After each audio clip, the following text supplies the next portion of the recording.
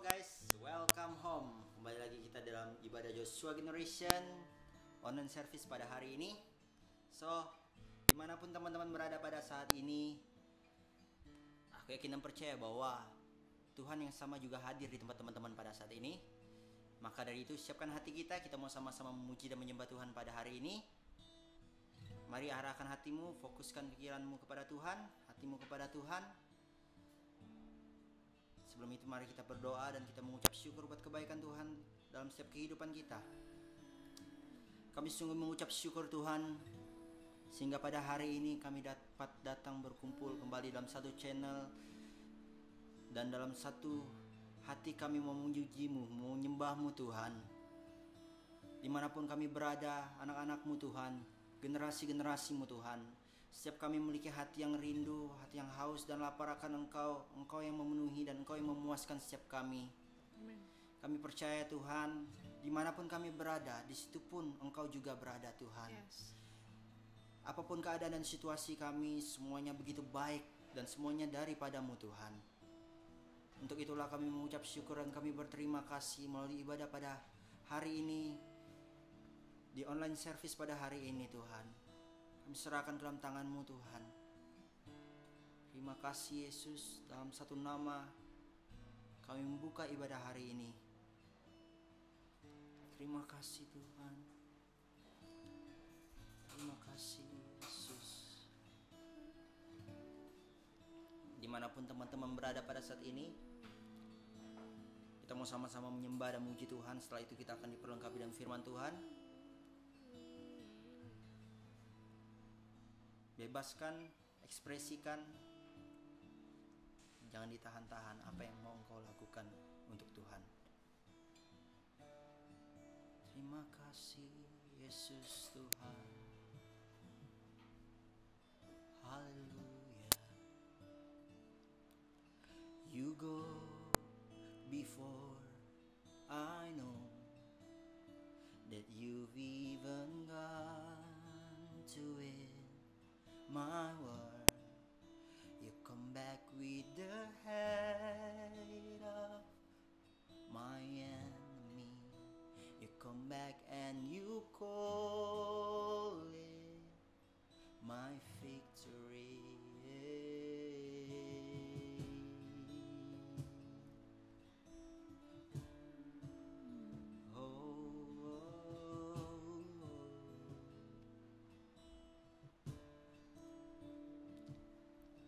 You go before I know that you even gone to win my word. Your love becomes my greatest defense. Leads me from the dry wilderness, and all I did was praise, and all I did was worship, and all I did was bow down, and all I did was stay still. And hallelujah, you have saved me.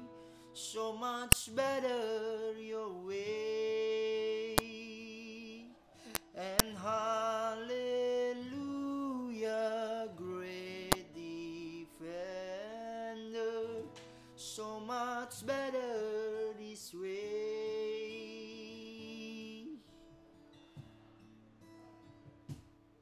You know before I do where my heart can seek to find your truth. Your mercy is the shade I'm living in. You restore my faith and hope again. And all I did was praise, and all I did was worship.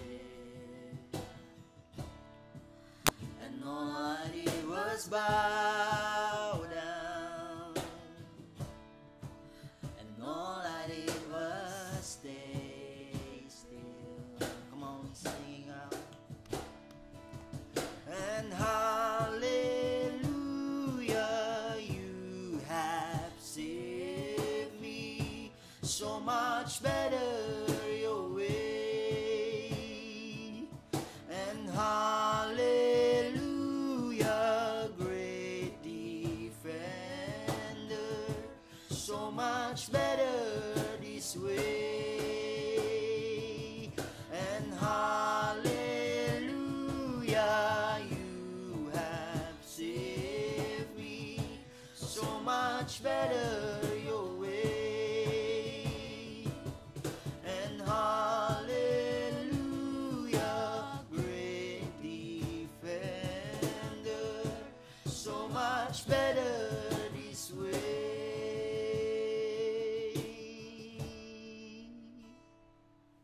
Oh Jesus, thank you Jesus, you have saved me.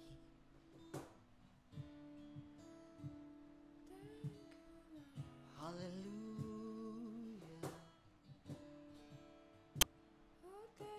And all I did was worship you, Jesus. Thank you, Lord. Hallelujah, you have saved me, the great defender. Hallelujah.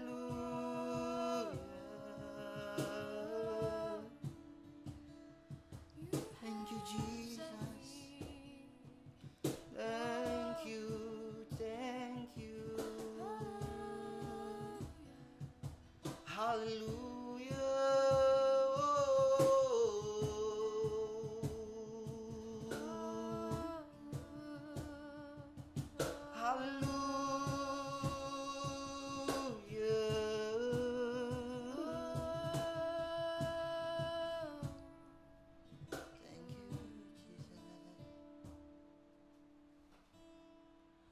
When I thought I lost me, you know where I live.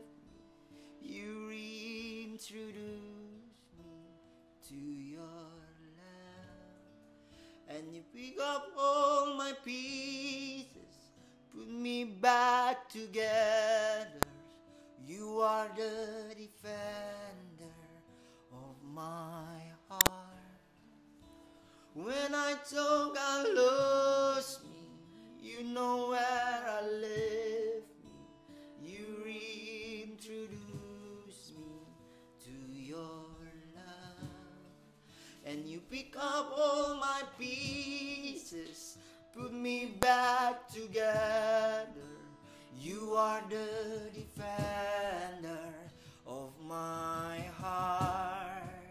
When I thought I lost me, you know where I left me.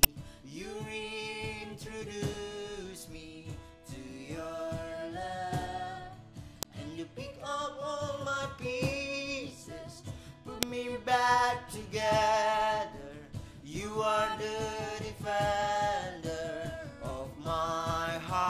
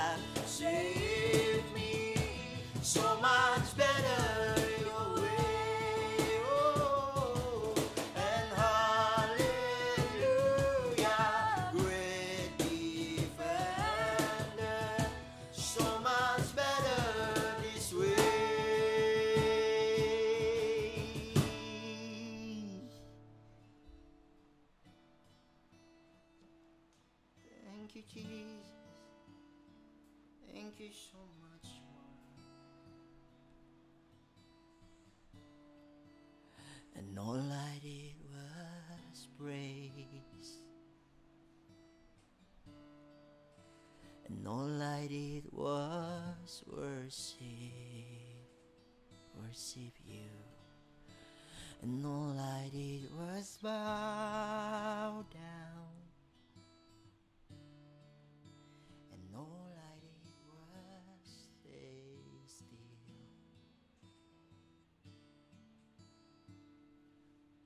Thank you, Jesus.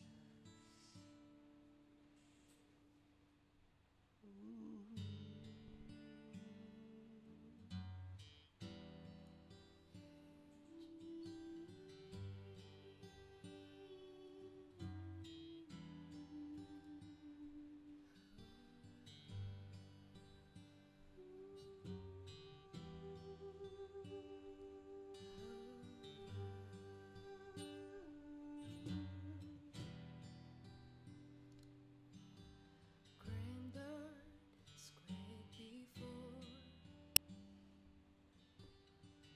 moved by the sound of his voice. Seas there are shaken and stirred, can be calm and broken for my regard.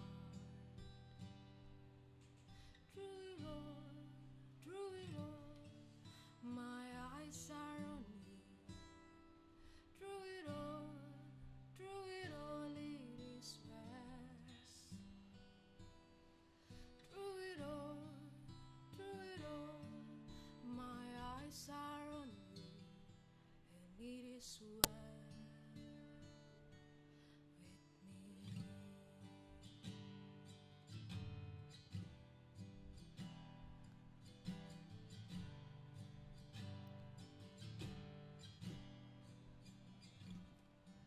Far be it for me to not believe, even when my eyes can't see. This mountain that's in front of me can be thrown into the midst of the sea. Through it all, my eyes are on you. Through it all,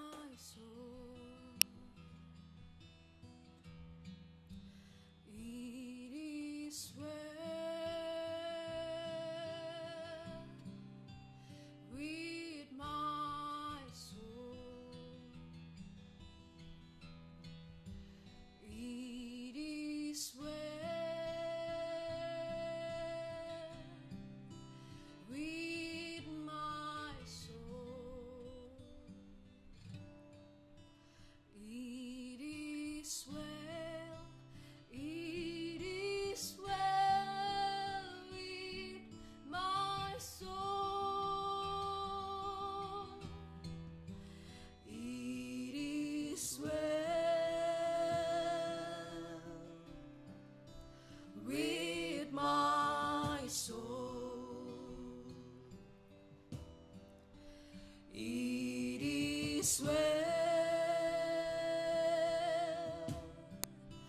with my soul. It is well with my soul. It is well. It is well with my soul. It is well with my soul. It is well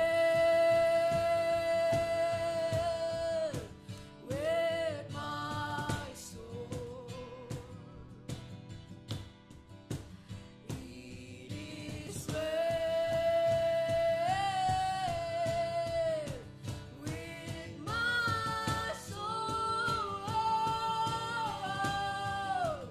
It is well. It is well with my soul. So let go, my soul, and trust in Him. The waves and winds still know His name. So let go, my soul, and trust in Him. The waves and winds still know His name. So let go, my soul, and trust in Him. The waves and winds still know His name. So let go, my soul, and trust in Him. The waves and winds still know His name.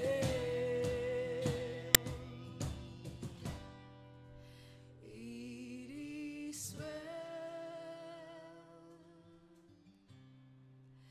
with my soul. It is well with my soul. It is well. It is well with my soul. It is well. It is well with my soul.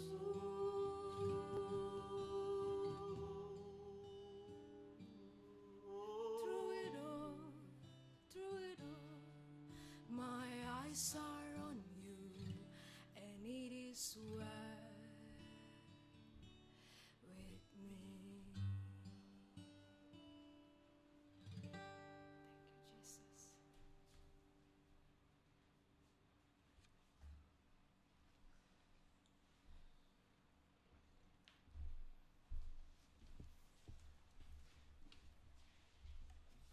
Baiklah teman-teman, sebelum kita mulai untuk belajar firman Tuhan, kita berdoa terlebih dahulu. Tuhan, terima kasih kami boleh ibadah lagi hari ini. Kami percaya banyak hal yang terjadi beberapa hari terakhir. Aku percaya Allah menyertai kami. Sebentar kami akan belajar firman Tuhan. Biarlah setiap daripada kami mengerti dan bisa belajar sama-sama untuk ikut Yesus Kristus sebagai Tuhan dan Juru Selamat. Amin. Oke, selamat siang, sore, malam, atau kapanpun teman-teman mendengarkan firman ini, mendengarkan acara ini. Pertama-tama saya terima kasih buat teman-teman Kristen maupun non-Kristen yang mau ikut acara dan mau sama-sama ikut live streaming ini. Terlebih kepada teman-teman yang mungkin diajak sama teman-teman yang Kristen dan sekarang belum Kristen atau non-Kristen, yang saat ini mau ikut live streaming kita, kami dari Gereja Mazmur 21 sangat berterima kasih dan mengapresiasi jika teman-teman mau ikut acara ini dari awal sampai selesai. Dan jika berkenan, teman-teman boleh bagikan link YouTube ini ke teman-teman yang mungkin nanti kalau teman-teman berpikir ini adalah hal yang baik, kabar baik, boleh bagikan link YouTube ini ke teman-teman yang lain. Karena saya percaya mungkin ini adalah salah satu kabar baik di tengah banyaknya kabar buruk. Nah, jadi apa yang akan saya sampaikan teman-teman, dari awal saya sampaikan, teman-teman boleh setuju, boleh tidak setuju. Tapi izinkan dalam 30 menit ke depan untuk kita sama-sama buka pikiran, kita sama-sama open mind, kita sama-sama dengan pikiran terbuka dan mau mendengarkan. Jadi saya mulai aja. Masalah di era pandemik COVID-19 ini adalah banyak orang ketakutan. Saya takut, teman-teman juga takut. Mulai dari takut tertular sampai takut apakah masih ada uang untuk makan besok. Karena COVID-19 bukan hanya bicara soal penyakit, tapi juga masalah ekonomi. Jadi teman-teman yang berpikir bahwa kami orang-orang Kristen, orang-orang beragama itu nggak takut. Kami juga takut, kami juga sempat ketakutan, tapi ada dua perbedaan antara takut dan ketakutan. Kalau takut, kita masih bisa mengontrol diri kita. Tapi kalau ketakutan, kita mulai kehilangan kontrol diri kita.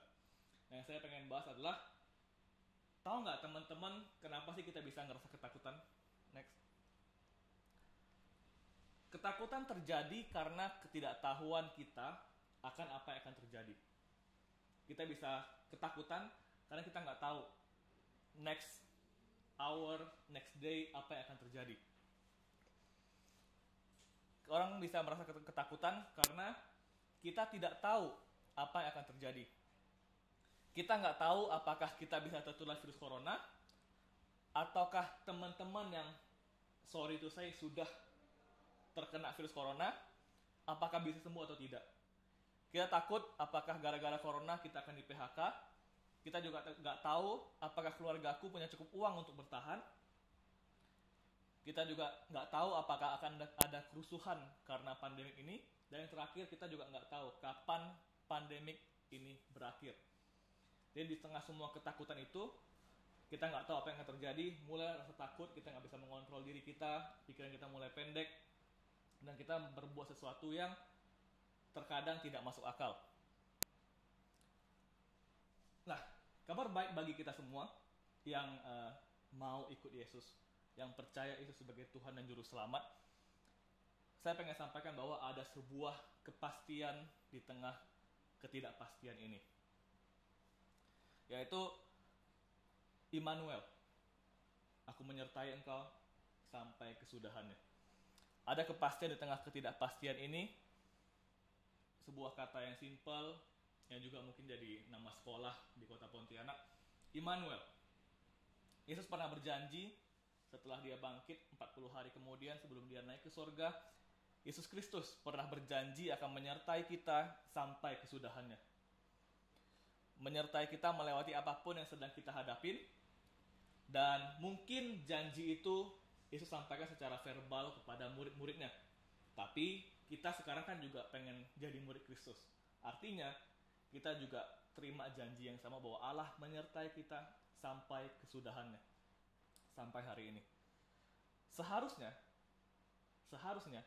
janji ini sudah cukup untuk membuat kita tenang. Should be. But the problem is, next. Tapi kenapa? Aku tahu ada janji Tuhan yang baik untuk aku. But why I don't feel any better? Aku tahu Tuhan beserta kita, aku tahu Tuhan lebih hebat, aku tahu Tuhan itu dahsyat. Tapi kok setelah aku tahu nggak ada perubahan. Teman-teman pernah ngerasa ini? Saya juga pernah ngerasa ini. Tapi kenapa nggak selalu berasa ya? Tapi kenapa tidak ada perubahan? Bagi banyak orang Kristen, nah ini saya khususkan buat teman-teman Kristen, bagi banyak orang Kristen, momen dimana kita tahu Tuhan janji sama kita, tapi kok nggak terjadi apapun. Nah, momen ini yang menjadi spot favorit orang-orang Kristen mulai tidak lagi percaya pada Yesus. momen-momen di mana penantian janji ditepati, tapi kok nggak terjadi-jadi. Kok aku berdoa buat papaku yang alkoholik selama 20 tahun kok nggak berubah-berubah. Aku berdoa buat ekonomi aku yang kayak selalu di bawah, kok nggak berubah-berubah selama 20 tahun. Aku tahu kok janji Tuhan pasti baik, tetapi kok nggak terjadi. Nah, momen di masa penantian inilah di mana banyak orang-orang Kristen mulai kehilangan imannya. Saya juga pernah mengalami hal ini. Teman-teman juga pasti walaupun masih usia remaja pasti juga pernah mengalami hal ini. Momen di mana kita sudah sangat berharap sama Tuhan, sangat berharap pada pertolongan Tuhan, tapi kok rasanya Tuhan diam aja. Right? So, untuk menjawab teman-teman berpikir bahwa kenapa sih Tuhan rasanya diam aja? Kenapa sih Tuhan nggak mau melakukan sesuatu? Atau kenapa sih apa Tuhan nggak se-powerful itu? Izinkan aku untuk menyampaikan ini. Jawabannya adalah, bagaimana cara Anda mengenal Tuhan? Gimana sih seorang Yesus di mata kalian? Atau apa yang pertama kali terlintas di pikiran kalian ketika mendengar kata Tuhan? Kenapa? Karena bagaimana cara kita melihat Tuhan akan berpengaruh bagaimana cara kita trust kepada Tuhan yang kita percaya. Apa referensi yang kalian dapat terhadap Tuhan? Dari mana referensi kalian dapat akan mempengaruhi bagaimana gambaran kalian. Bener gak? Next. Sebagai contoh simpel begini. Banyak yang bilang COVID-19 diberikan Tuhan untuk menegur kita. Banyak orang-orang beragama yang berpikir bahwa COVID-19 atau virus corona adalah hukuman bagi orang-orang yang menjadi musuh Tuhan. Biasanya orang gay, orang-orang yang dianggap mereka itu menyalahi aturan Tuhan. Tuhan kirim corona ini untuk menghukum mereka, untuk membuat kita bersyukur atas kesehatan yang kita punya. Makanya sekarang sakit, lu syukuri gak sih dulu pernah sehat. Bahkan ada yang ekstrim bilang COVID-19 itu hukuman dari Tuhan supaya kita bisa mengerti betapa berarti sebuah ibadah, supaya kita bisa menghargai ibadah hari Minggu, ibadah hari Jumat, momen dimana kita bisa ngumpul. Banyak yang bilang itu adalah hukuman dari Tuhan. Makanya di keadaan yang kacau balau ini, orang-orang beragama akan bilang, karena aku kacau, makanya Tuhanku menghukum aku. I messed up. My father will punish me. Artinya orang-orang yang berpikir seperti ini memandang Tuhan sebagai Tuhan yang suka hukum orang, Tuhan yang suka menegur, suka memberikan pukulan ke anak-anaknya. Coba saya kasih bagi teman-teman berpikir seperti ini bahwa corona adalah dari Tuhan. Saya kasih pertanyaan. Pertanyaan begini. Jika ini memang dari Tuhan, seharusnya kita sebagai anak-anak Allah harus dukung dong virus corona. Ya enggak? Kita harus support corona supaya menyebar seluruh dunia dan terseleksi, terfilter tuh siapa-siapa yang berdosa segala macam. Kan kita kan di pihak Tuhan. Soalnya kita dukung Tuhan dong untuk menyebarkan virus ini. Tapi ternyata enggak kan. Orang beragama bilang enggak boleh. Bahkan banyak gereja yang berpikir enggak boleh ibadah lagi secara fisik dan berpikir online sama kayak kita. Ada salah satu meme yang berkata gini, ketika teman-teman berpikir bahwa corona itu tidak baik atau corona itu biasa aja, teman-teman masih berpikir ulang. Corona itu berbahaya. Kenapa? Karena di saat yang bersamaan surga dan neraka itu gabung jadi satu. Diskotik juga tutup, gereja juga tutup. Artinya corona itu berbahaya bagi kedua belah pihak. Nah,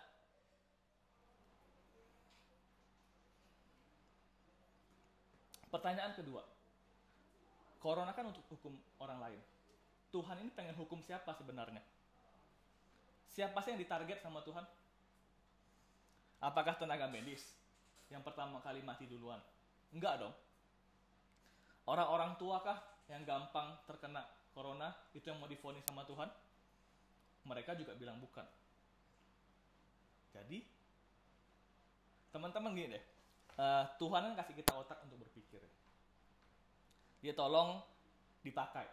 Jangan ambil kesimpulan yang terburu-buru, dan tolong jangan gunakan ini untuk menyerang sesama Kristen. Pendeta A menghardik corona, pendeta B mengklaim, pendeta C entah dari mana tiba-tiba muncul sok-sokan nyerang. Saya harap kita sebagai orang-orang Kristen tidak seperti itu. Jangan gunakan corona untuk menyerang sesama orang Kristen. Dan bagi teman-teman non-Kristen, saya minta maaf karena tidak semua Kristen seperti itu. Minimal tidak di gereja kita. Well, kalau bagi saya pribadi, bagi saya corona bukan dari Tuhan. Corona bukan dipakai Tuhan untuk menghukum musuh-musuh Allah. Jadi, corona bukan dari Tuhan. Saya tahu dari mana? Gini, cara saya memandang Tuhan adalah dengan cara saya melihat Yesus. Yesus itu ada di 4 kitab Injil, Matius, Markus, Lukas, dan Yohanes. Saya bisa tahu bahwa Yesus itu bukan tipe orang yang berbahagia di atas penderitaan orang lain. Yesus bukan orang yang suka kasih hukuman orang lain. Yesus bukan tipe orang yang suka, kalau lu jahat sama gua pukul lu. Yesus yang saya kenal adalah Yesus yang mengampuni, yang menyembuhkan. Jadi, kalau Yesus itu tidak pernah menghukum orang, dan Yesus berani klaim bahwa aku sama dengan Bapakku, artinya Allah tidak pernah menghukum orang. Sesimpel itu. Contohnya apa? Satu hari ketika murid-murid tanya, kan ada orang buta sejak lahir datang kepada gerombolan murid-murid Yesus, dan ada Yesus di situ. Murid-murid tanya, dosa apa yang dia perbuat? Apakah karena dia dosanya? Apakah dia buta karena dosanya? Atau dia buta karena dosa orang tuanya? Manusia dari zaman bahula sampai zaman sekarang, ketika ada satu permasalahan, pasti mencari ini dosa siapa? Ini salah siapa?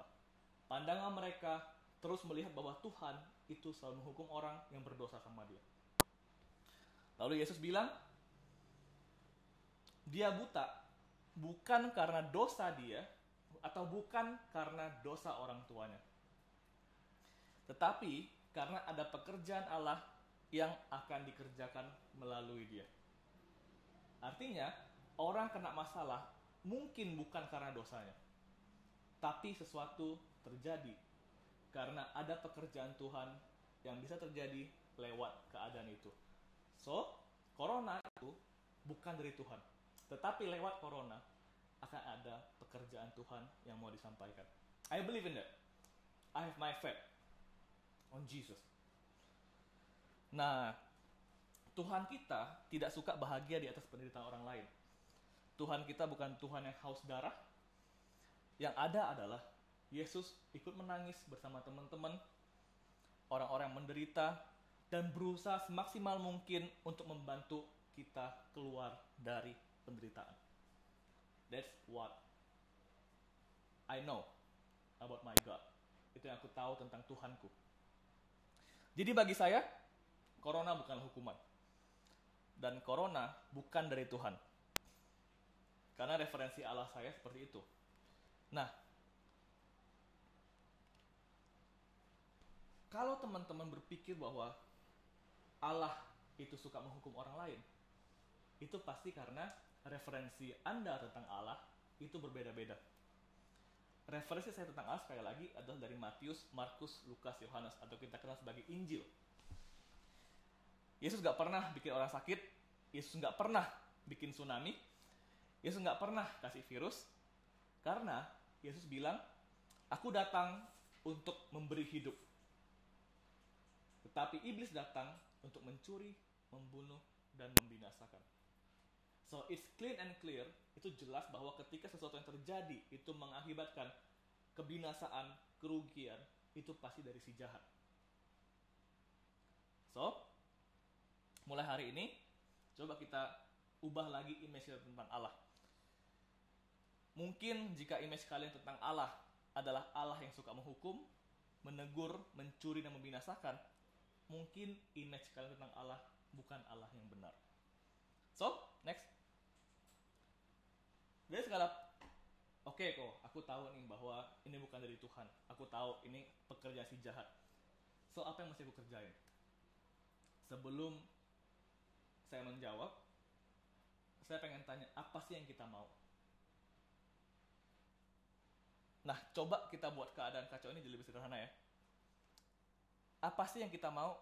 Yap, kita semua sepakat pengen corona segera berakhir dan semua kembali normal. Tapi bagaimana jika setelah corona berakhir, semua nggak bisa lagi kembali normal?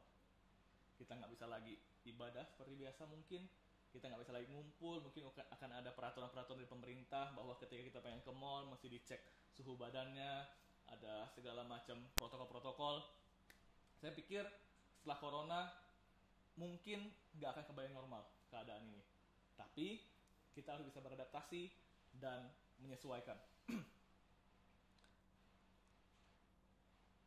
Bagi saya sih mungkin yang benar-benar kita mau adalah kita hanya mau kepastian agar kita bisa merasa tenang. Corona mungkin udah sekitar 2 bulanan semenjak video ini direkam. Selama 2 bulan terakhir dan semenjak virus corona di Indonesia pertama kali diumumkan oleh Presiden Jokowi, 2 bulan belakangan Indonesia itu panik. Indonesia itu nggak tenang. Indonesia semua kaget, takut. Mungkin yang kita rasakan adalah kita hanya mau kepastian agar kita bisa merasa tenang, kita bisa merasa damai. Pertanyaannya, gimana supaya kita bisa ngerasa damai? Betul nggak? Di mana kita bisa menemukan damai sejahtera? So here it is. Damai kerajaan Allah itu mengandung damai sejahtera, kebenaran, dan sukacita. Good news for you. Kita bisa menemukan kedamaian di dalam kerajaan Allah. Karena kerajaan Allah berisi kebenaran, truth, damai sejahtera or peace, sukacita atau joy. Zaman dulu, waktu Roma mulai belajar untuk ikut Yesus, untuk jadi orang Kristen, Paulus pernah ngajar tentang gimana sih ciri-ciri orang yang udah percaya Yesus. Dan dia mention tentang kerajaan Allah. Kerajaan Allah itu isinya kebenaran, damai, dan sukacita. Yang kita mau adalah di poin kedua, yaitu damai. Artinya, kalau kita mau dapat kedamaian, pengen ngerasa tenang, harus masuk kerajaan Allah. Caranya gimana? Next. Yesus pernah jelasin waktu dia lagi ngajar di khotbah yang terkenal, khotbah di atas bukit. Yesus lagi ngajar yang ceritanya nih. Yesus lagi ngajar, tiba-tiba ada anak kecil lari-lari di tengah crowdednya. Kalau teman-teman pengen imajinasikan kayak lagi ibadah, tiba-tiba ada anak kecil sekolah minggu mungkin 3-4 tahun lari-lari keliling-keliling. Yang terganggu siapa? Yang terganggu biasanya adalah kita sebagai jemaat yang mendengarkan. Sama juga, orang-orang mulai terganggu dan coba untuk menertibkan anak-anak itu. Minta minum dong. Teman-teman ada di belakang, ada teman-teman yang tadi tim PW.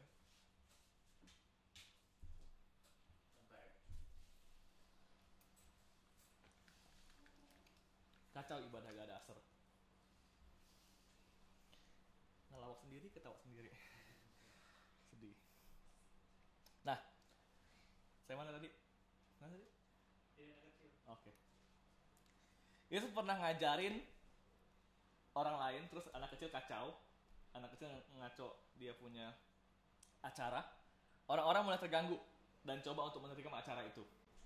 Menertibkan anak-anak maksudnya. Ketika mungkin asarnya udah mulai coba ngambil anak kecilnya, Yesus bilang gini, udah biarin aja, jangan diganggu. Terus bahkan diajak untuk naik ke mimbar, di pangku, terus Yesus ngajar lagi. Biarin aja anak-anak kecil ini, karena anak-anak inilah yang punya kerajaan Allah. Maksudnya apa? Maksudnya, jadilah anak kecil yang bagaimanapun keadaan yang dihadapi, selalu percaya bahwa Tuhan pegang kendali. Anak kecil pasti selalu percaya bahwa papanya pegang kendali, bahwa papanya bisa bantu dia. Anak kecil bahkan tahu bahwa papaku tidak mungkin akan menyakiti aku.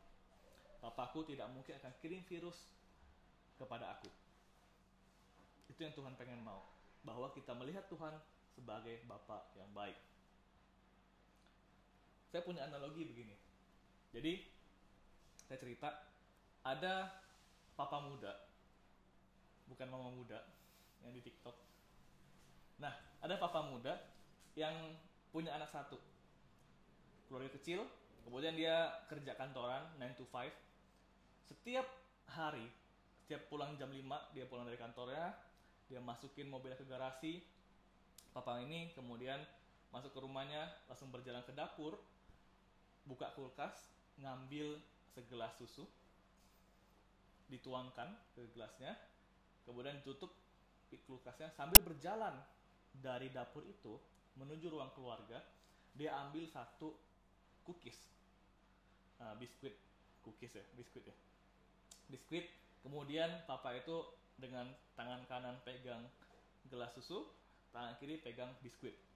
Dia duduk ke ruang TV dan nonton, ngobrol sama keluarganya, main sama anaknya sampai sekitar jam 8 jam 9 waktunya tidur. Setiap hari selama bertahun-tahun. Nah, si anak kecil ini mulai perhatiin, oh, papaku tuh tiap hari kayak gitu, ngambil susu, ngambil cookies, nonton, ngambil susu, cookies, nonton. Nah, anak kecil itu tiba-tiba satu hari ketika papanya mendengar mobil papanya masuk ke garasi, dengan cepat anak kecil itu lari. Dengan anak kecil umur 3 tahun, 4 tahun, lari ke dapur. Kemudian dia buka rak satu persatu, rak dapur, untuk mengambil gelas kaca yang biasa dipakai sama papanya. Namanya anak kecil kan, ketika dia ambil, berantakan. Dia turun lagi, lewat lemari-lemari itu, turun. Dia buka kulkas. Udah tahu gelasnya gede, badannya kecil, dia buka kulkas, dia coba tuangkan susunya. Yang kita tahu, pada tumpah, berantakan, kemudian belum sampai di saat kekacauannya, anak kecil tutup pintunya, tutup pintu kulkas, dan berlari coba ambil cookies dalam sebuah kaleng. Dia coba ambil, tumpah cookiesnya, berserakan di mana-mana. Bahkan ada sampai jatuh ke lantai, segala macam. Melihat hal itu, papa dan ibunya mencoba untuk menghentikan semua kekacauan ini. Kemudian papanya ngelihat si anak kecil berlari bawa gelas isi susu yang full tumpah-tumpah itu sama cookies yang mungkin udah patah-patah. Dia berlari ke arah papanya dengan muka yang senang.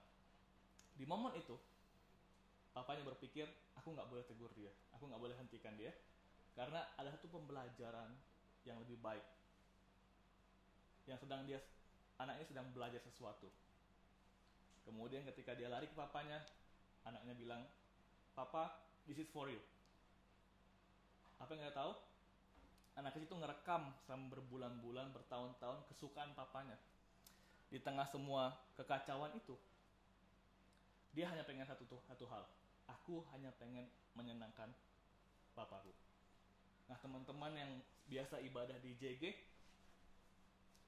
mungkin itu yang sering kita kerjakan. Kita sering ibadah, mungkin gak sesuai dengan apa yang gereja lain kerjakan. Kita pakai lagu-lagu yang gak sesuai, kita pakai musik-musik yang gak gerejawi, penampilan juga gak gerejawi, khotbah juga gak gereja seperti biasanya. Tapi saya tahu teman-teman dan saya juga pribadi sama seperti anak kecil tadi. Saya hanya mencoba untuk memberikan yang terbaik kepada Bapa kita dengan apa yang kita punya. Sama seperti hari ini. So, berarti untuk benar-benar mengalami kerajaan Allah yang berisi kebenaran, damai dan sukacita adalah kita harus seperti anak kecil yang percaya pada papanya. Apa yang terjadi jika papa itu tiba-tiba bentak anak itu di tengah dia sedang siapkan semuanya. Mungkin satu hari dia nggak akan lagi mencoba untuk menyenangkan papanya. Tapi papanya berpikir, saya tahu isi hati anak ini, dia pengen menyenangkan saya. Tuhan yang sama juga melihat kalian seperti itu. Karena anak kecil ini percaya, dia tahu papanya tidak akan pernah menyakiti dia. Di keadaan terburuk pun, aku akan percaya pada Tuhan. Bahwa for everything, God is in control. Disitulah kita mulai merasa tenang, dan kita mulai bisa berpikir jernih. Next. Ini yang aku pengen kasih ke teman-teman supaya mengerti. Mungkin apa yang kita berikan kepada Tuhan bukan yang terbaik di saat seperti sekarang. Bahkan kacau dan berantakan. Tapi jika itu didasari oleh hati nurani yang murni, mau menyenangkan Tuhan, congratulations my friend. Engkau mengenal Allah yang engkau sembah. Kita nggak mencoba untuk trying to be perfect. Kita mencoba untuk datang apa adanya kepada Tuhan dan mencoba mengenal Dia lebih lagi. Terakhir,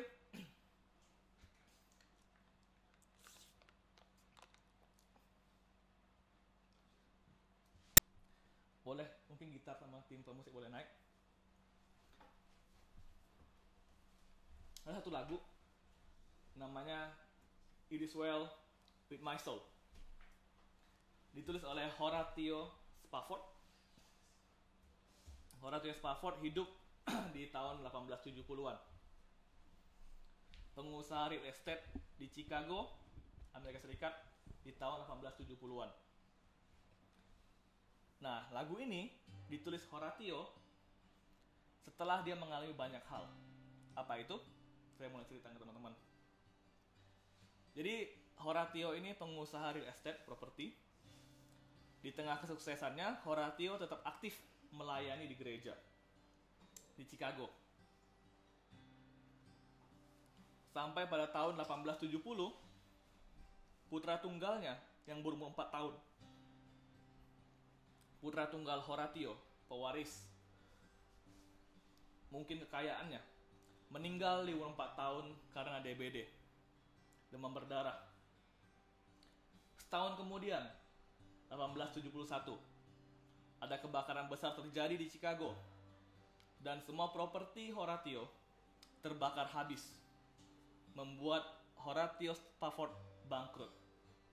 Tapi Spafford yang melayani Tuhan di gereja, memiliki nilai-nilai Kristus, dia selama 2 tahun membantu warga yang gak ada tempat tinggal. Dia mencoba semaksimal mungkin untuk bantu orang-orang di kotanya selama 2 tahun. Sehingga sampai 1873, keluarga Horatio berencana untuk liburan ke Eropa. Setelah banyaknya pusing, permasalahan, Horatio pikir udah kita liburan aja deh. Mereka rencanakan liburan ke Eropa. Liburan pun bukan cuma liburan, mereka tuh berencana untuk ikut seminar gereja yang diadakan oleh pendeta sahabatnya Horatio di Eropa. Dia tinggal di Amerika, mesti nyebrang ke Eropa. Zaman dulu Eropa ke Amerika mesti pakai kapal.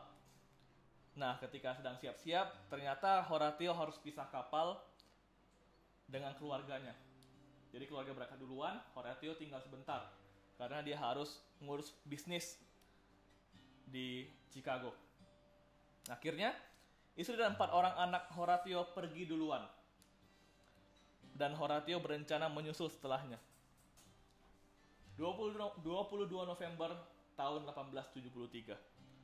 Kapal yang ditumpangi istri Horatio kecelakaan dan tenggelam. 2 tahun lalu, anaknya meninggal. Tahun berikutnya, kebakaran. 2 tahun kemudian, istri anak-anaknya meninggal semua. Kapal yang ditumpangi istri Horatio kecelakaan dan tenggelam. Dalam 12 menit, 226 orang mati, termasuk 4 putri kesayangan Horatio. Hanya istrinya yang selamat, dan istrinya mengirim surat begini bunyinya kepada Horatio. I am safe alone. What should I do now? Hanya aku yang selamat. Apa yang mesti aku kerjakan? Mendengar hal itu, menerima surat itu, Horatio pergi menyusul sang istri ke Eropa. Dan dengan hati yang hancur di tengah perjalanan di atas kapal, Horatio mencoba merenungkan apa yang terjadi dalam hidupnya selama 4 tahun terakhir. All gone, all lost, semuanya runtuh. Kekayaan, anak-anaknya pada meninggal. Ketika sedang merenung, Horatio berpikir, Tuhan, aku pelayanan, tapi kok hidupku malah makin hancur. Ketika sedang merenung di atas kapal, Horatio menulis sebuah kalimat di secari kertas begini isinya. It is well. It is well with my soul. The will of God will be done. Semuanya baik-baik saja. Biarlah kehendak Tuhan yang terjadi dalam hidupku.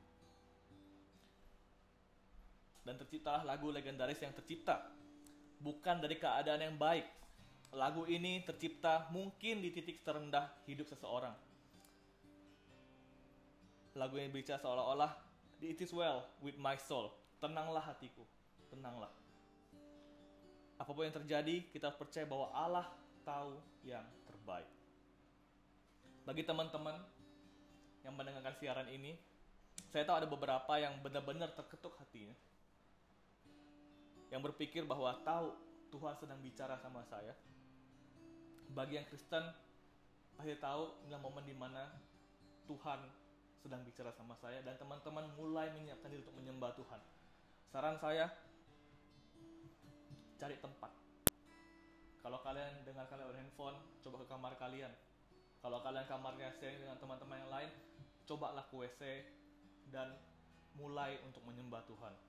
Bagi teman-teman yang mendengarkan lewat TV di ruang keluarga, nggak apa-apa, cuekin di sana. Atau saya percaya teman-teman yang sedang mendengar sama keluarga juga pasti Tuhan sedang bicara sama kalian. Bagi yang non-Kristen, nikmati lagunya, coba mendengar liriknya. Tuhan sedang bicara sama kita masing persatu. Biarkan jiwamu memimpin kamu tenggelam lebih dalam dan biarkan dirimu ditemukan oleh Tuhan. So take your time. I know God is working out right now. Ini lagu yang diciptakan oleh Horatio.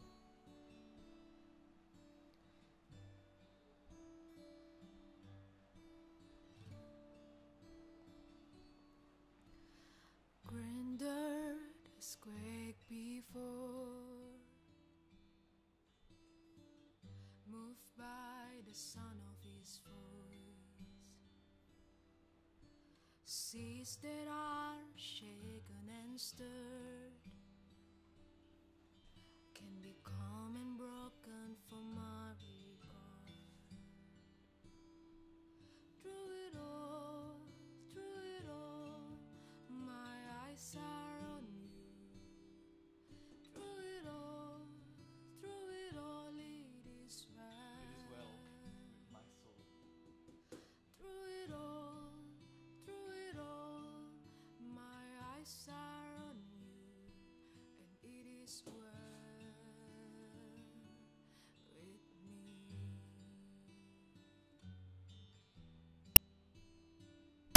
So let go, my soul, and trust in Him.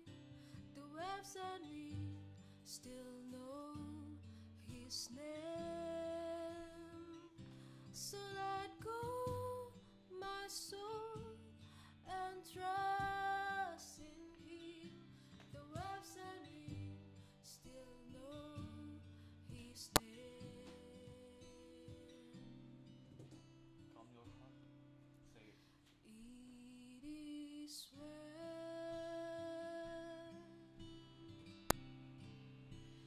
with my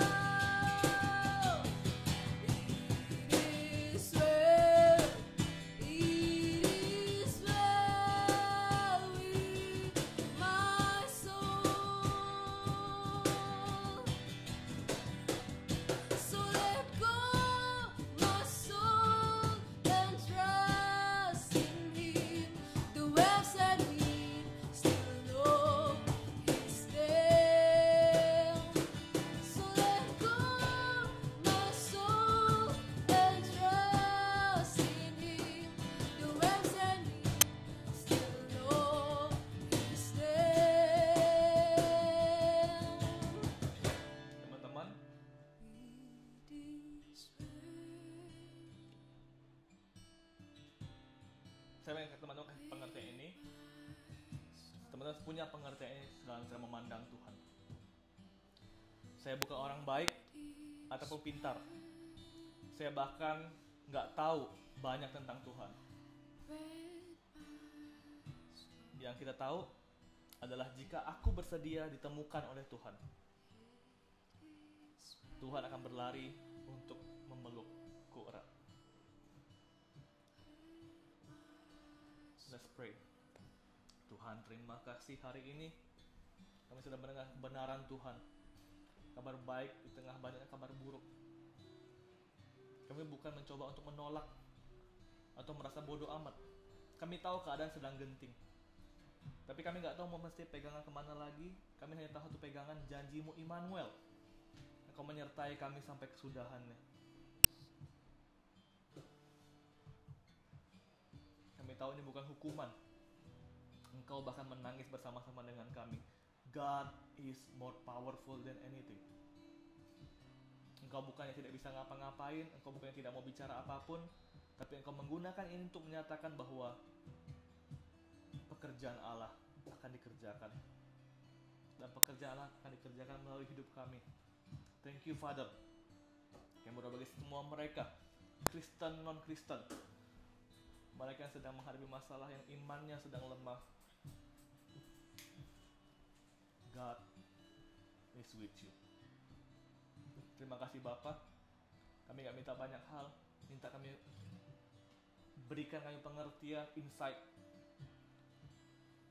supaya kami bisa mengerti bahwa beri kami kebenaran bahwa Allah menyertai kami, Allah akan bersama-sama dengan kami. Ketika kami tahu kebenaran, kami akan mendapatkan damai sejahtera. Kami akan tenang. Kami tahu ketika kami dalam ketenangan, kami akan merasakan sukacita.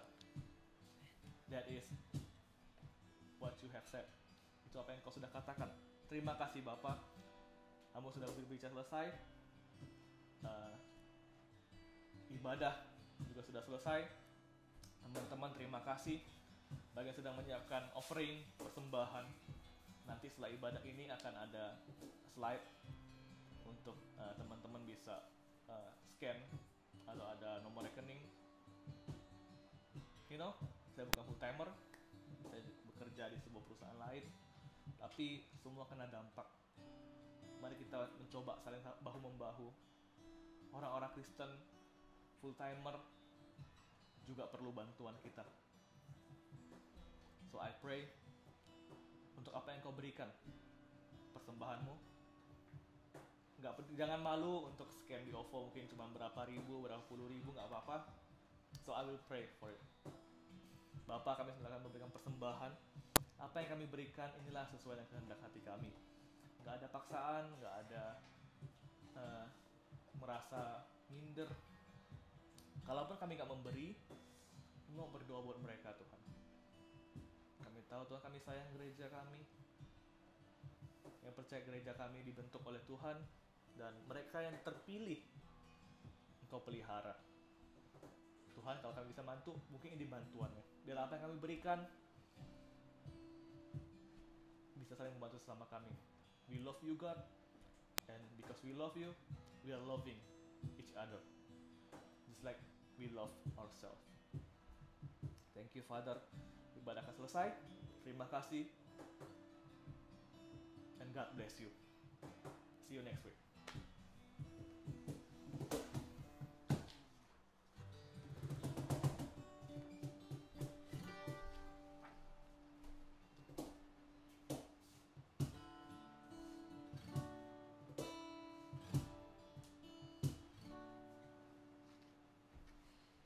You go before I know that you even gone to win my world.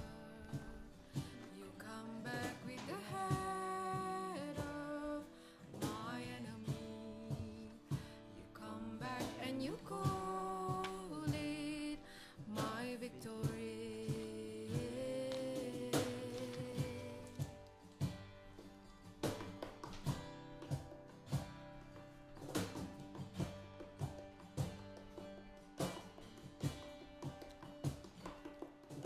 You go before I know